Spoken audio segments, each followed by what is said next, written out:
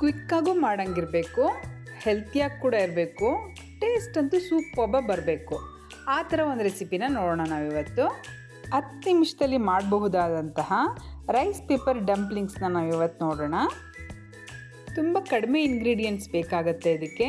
Basic ತರಕಾರಿ, ಮನೆಯಲ್ಲಿ ಯಾವ ತರಕಾರಿ ಇರುತ್ತೋ ಅದನ್ನು ಉಪಯೋಗಿಸ್ಕೊಂಡು ಈ ಡಂಪ್ಲಿಂಗ್ಸ್ನ ಮಾಡಬಹುದು.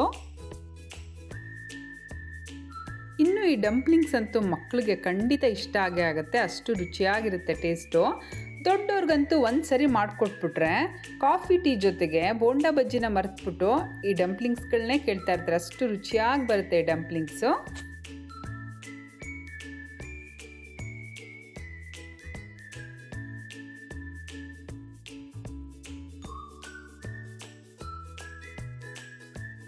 ಈಗ ಈ ಡಂಪ್ಲಿಂಗ್ಸ್ನ ಹೇಗೆ ಮಾಡೋದು, ಏನೆಲ್ಲ ಇಂಗ್ರೀಡಿಯೆಂಟ್ಸ್ನ ಉಪಯೋಗಿಸಿದ್ದೀವಿ ನೋಡ್ಕೊಂಡು ಬರೋಣ ಬನ್ನಿ.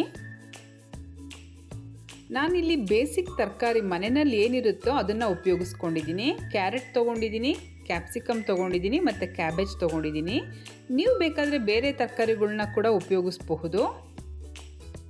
ಬೀನ್ಸ್ ಉಪಯೋಗಿಸ್ಬಹುದು, ಬ್ರೋಕೊಲಿ ಉಪಯೋಗಿಸ್ಬಹುದು, ಸ್ವೀಟ್ ಪೊಟೆಟೊ ಉಪಯೋಗಿಸ್ಬಹುದು. ನೋಡಿ, ಕ್ಯಾರೆಟ್ನ ನಾನು ತುಂಬ ಚಿಕ್ಕದಾಗಿ ಫೈನ್ ಚಾಪ್ ಮಾಡ್ಕೊತಾ ಇದ್ದೀನಿ. ನೀವು ಯಾವುದೇ ತರಕಾರಿ ಉಪಯೋಗಿಸಿದ್ರು ಅದು ಫೈನಾಗಿ ಈ ಥರ ಚಾಪ್ ಆಗಿದ್ರೆ ತುಂಬ ಚೆನ್ನಾಗಿ ಹೊಂದ್ಕೊಳ್ಳುತ್ತೆ. ನೋಡಿ ಎಷ್ಟು ಸಣ್ಣದಾಗಿ ಕಟ್ ಮಾಡ್ಕೊಂಡಿದ್ದೀನಿ.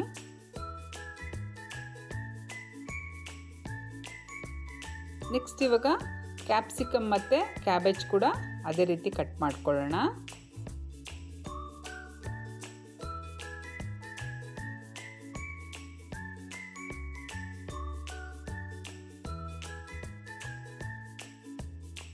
ಈ ಥರ ಚಾಪರಲ್ಲಿ ಕಟ್ ಮಾಡಿಕೊಂಡ್ರೆ ತುಂಬ ಚೆನ್ನಾಗಿ ಫೈನಾಗಿ ಚಾಪ್ ಆಗುತ್ತೆ.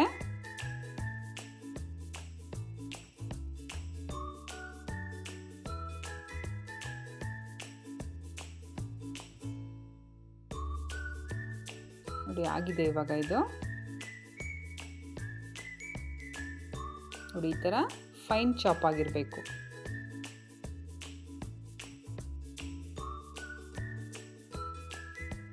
ನೋಡಿ ಇಷ್ಟು ಇಂಗ್ರೀಡಿಯೆಂಟ್ಸು ಬೇಕಾಗುತ್ತೆ.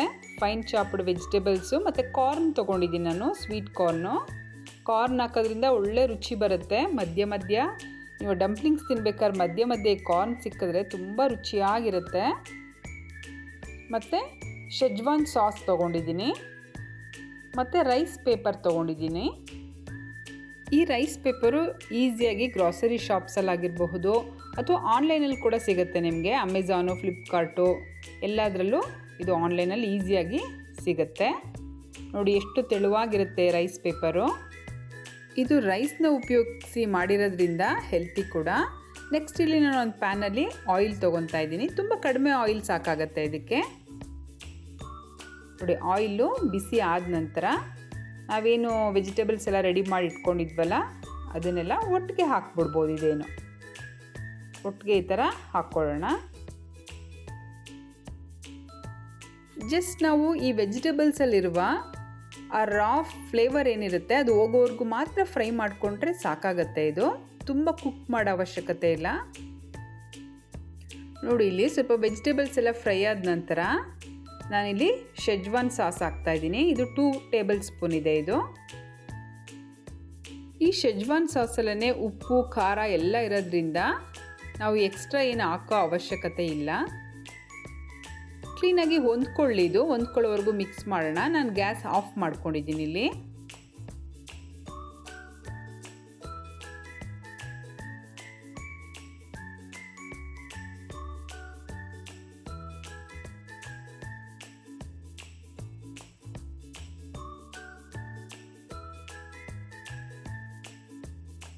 ನೆಕ್ಸ್ಟ್ ನಾನಿಲ್ಲಿ ಒಂದು ಪ್ಲೇಟ್ಗೆ ಒಂದು ದೊಡ್ಡ ಗ್ಲಾಸಷ್ಟು ನೀರು ಹಾಕ್ಕೊತಾ ಇದ್ದೀನಿ. ನೀರು ಹಾಕ್ಕೊಂಡ ನಂತರ ಈ ರೈಸ್ ಪೇಪರ್ ಏನಿದೆ ಇದು ರೈಸ್ ಪೇಪರ್ ಶೀಟ್ಸು ಅದನ್ನು ಒಂದೊಂದಾಗೆ ನಾವು ಈ ಥರ ಡಿಪ್ ಮಾಡ್ಕೊಳ್ಳೋಣ ನೀರಲ್ಲಿ.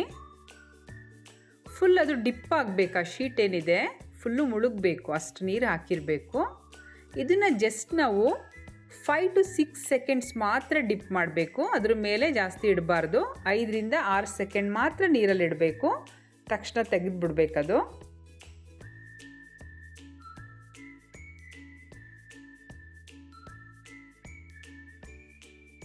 ನೋಡಿ ಇಲ್ಲಿ ನಾನು ತೆಗಿತಾ ಇದ್ದೀನಿ. ನೋಡಿ ಈ ಥರ ಆಗಿರುತ್ತೆ ಅದು. ತುಂಬ ಅದು ನೆಂದುಬಿಟ್ರೆ ನಾವು ಫೋಲ್ಡಿಂಗ್ ಮಾಡೋದಕ್ಕೆ ತುಂಬ ಕಷ್ಟ ಆಗುತ್ತೆ. ನೋಡಿ ನಾವೇನು ರೆಡಿ ಮಾಡಿ ಇಟ್ಕೊಂಡಿದ್ವಲ್ಲ ವೆಜಿಟೇಬಲ್ಸ್ದು ಆ ಮಿಶ್ರಣನ ಇದಕ್ಕೆ ಹಾಕ್ಬಿಟ್ಟು ಈ ಥರ ಟೈಟಾಗಿ ನಾವು ಅದನ್ನು ಫೋಲ್ಡ್ ಮಾಡಬೇಕಾಗತ್ತೆ. ಎಲ್ಲ ಒಂದು ಕಡೆ ಆ ಪಲ್ಯ ಏನಿದೆ ನಾವು ಮಾಡ್ಕೊಂಡಿರೋದು ಫಿಲ್ಲಿಂಗು ಅದೆಲ್ಲ ಈ ಥರ ಒಂದು ಕಡೆ ಬರೋಂಗೆ ಮಾಡಿಕೊಂಡು ನೀಟಾಗಿ ಫೋಲ್ಡ್ ಮಾಡ್ಕೋಬೇಕಾಗತ್ತೆ. ಇದಕ್ಕೆ ನಾವು ಎಕ್ಸ್ಟ್ರಾ ಏನೂ ಹಾಕಿ ಅಂಟಿಸೋ ಅವಶ್ಯಕತೆ ಇಲ್ಲ. ಇದೇ ನೀಟಾಗಿ ಸ್ಟಿಕ್ ಆಗಿಬಿಡುತ್ತೆ ಈ ಶೀಟು. ನೋಡಿ ಎಷ್ಟು ಚೆನ್ನಾಗಿ ಫೋಲ್ಡ್ ಆಯಿತು. ಇದ್ರ ಮೇಲೆ ಸ್ವಲ್ಪ ನಾವು ವೈಟ್ದು ಎಳ್ಳು ಹಾಕ್ಕೊಳ್ಳೋಣ.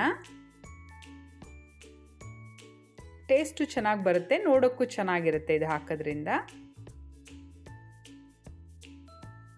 ಒಂದೊಂದಾಗೆ ನಾವು ಈ ರೀತಿ ರೆಡಿ ಮಾಡಿ ಇಟ್ಕೊಳ್ಳೋಣ. ನೀವು ಎಲ್ಲ ಶೀಟ್ನೂ ಒಂದೊಂದಾಗೆ ಸಪ್ರೇಟಾಗಿ ಮಾಡ್ಕೋಬೇಕು. ನೀವು ಈ ಥರ ನೆನೆಸಿಟ್ಬಿಟ್ಟು ಮಾಡ್ತೀನಿ ಅಂದರೆ ಆಗೋದಿಲ್ಲ ಅದು. ಪ್ರತಿಯೊಂದು ನೀವು ಫಿಲ್ಲಿಂಗ್ ಮಾಡಬೇಕಾದ್ರೂ ಪ್ರತಿ ಸರಿ ಅದನ್ನು ಸಪ್ರೇಟಾಗಿ ಡಿಪ್ ಮಾಡಿ ನೋಡಿ ಈ ಥರ ಎತ್ತಿಟ್ಕೊಂಡು ಈ ಥರ ಫೋಲ್ಡ್ ಮಾಡ್ಕೋಬೇಕಾಗತ್ತೆ ನೀವು.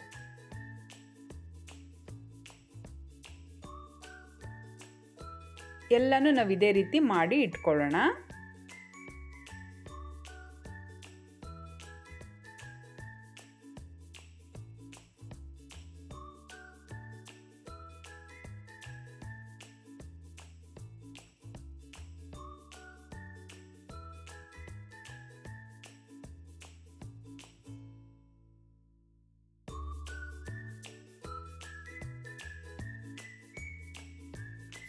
ಎಳ್ಳು ಬೇಕಿದ್ರೆ ಹಾಕ್ಕೋಬೋದು, ಸೆಸಮೆ ಸೀಡ್ಸು.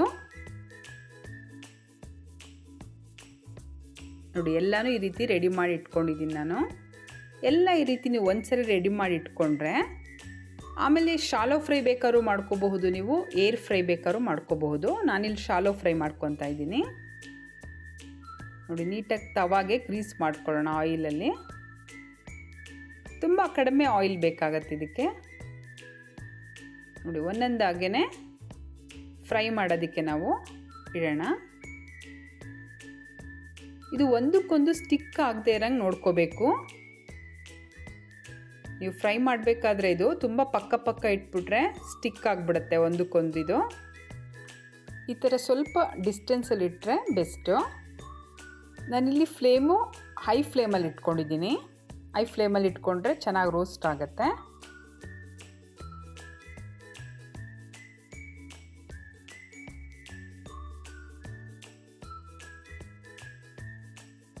ಈಗ ಇನ್ನೊಂದು ಸೈಡ್ ಕೂಡ ಫ್ಲಿಪ್ ಮಾಡಿ ರೋಸ್ಟ್ ಮಾಡ್ಕೊಳ್ಳೋಣ.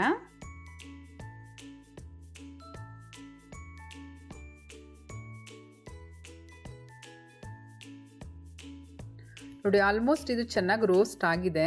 ಇವಾಗ ನಾವು ಇದನ್ನು ತೆಗೆಯೋಣ. ಗ್ಯಾಸ್ ಆಫ್ ಮಾಡ್ಕೊಂಡಿದ್ದೀನಿ ನಾನಿಲ್ಲಿ.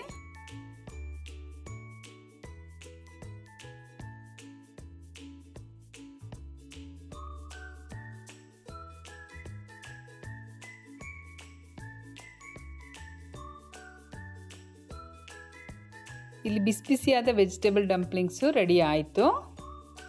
ಎಷ್ಟು ಕ್ವಿಕ್ಕಾಗಿ ಆಗೋಗುತ್ತೆ ನೋಡಿ. ಗೆಸ್ಟ್ ಬಂದರೆ ಇದ್ದಕ್ಕಿದ್ದಂಗೆ ನಾವು 10 ಮಿನಿಟ್ಸಲ್ಲಿ ಮಾಡಿಬಿಡ್ಬೋದು ಡಂಪ್ಲಿಂಗ್ಸ್. ಇದು ಟೇಸ್ಟ್ ಅಂತೂ ಸೂಪರ್ಬಾಗಿರುತ್ತೆ. ಈ ರೈಸ್ ಪೇಪರ್ ಶೀಟ್ ಒಂದು ಇದ್ಬಿಟ್ರೆ ಮನೆಯಲ್ಲಿ ನೀವು ಯಾವಾಗ ಬೇಕಾದರೂ ಇದನ್ನು ಮಾಡ್ಕೊಂಡು ತಿನ್ಬೋದು. ಯಾಕಂದರೆ ಯಾವುದೇ ಬೇಸಿಕ್ ವೆಜಿಟೇಬಲ್ಸ್ನ ಬಳಸಿ ಇದನ್ನು ನಾವು ಮಾಡಬಹುದು.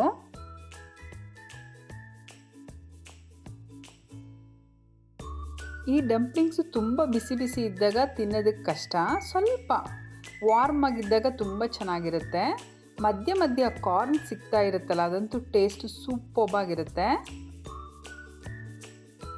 ಇದರ ಒಳಗಡೆ ಫಿಲ್ಲಿಂಗು ತುಂಬ ವೆಜಿಟೇಬಲ್ಸಿಂದನೇ ಕೂಡಿರೋದ್ರಿಂದ ಹೆಲ್ತಿ ಕೂಡ ಇದು.